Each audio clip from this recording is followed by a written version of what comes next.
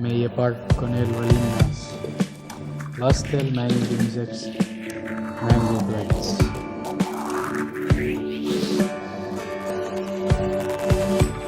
Iga puu on siin meil hinnas, siia oodatud ka iga mets.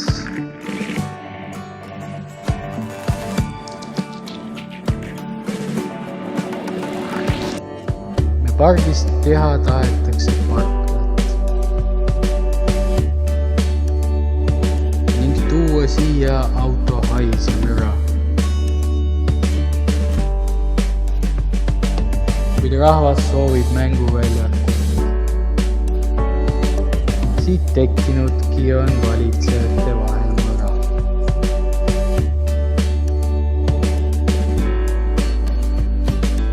Ahne kaupmees soovib laiendada äri ja täita autodega kogu park.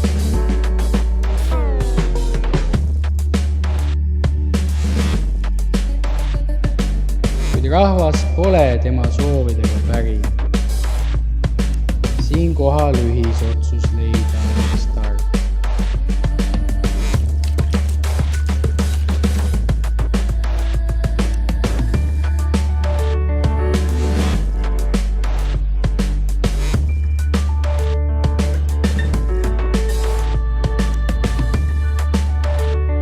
Kõik inimesed pooldavad linna kasvu.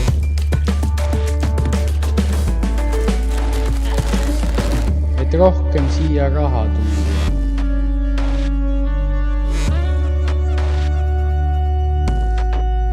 Kuid meie lastel peab jääma koht, kus astuda.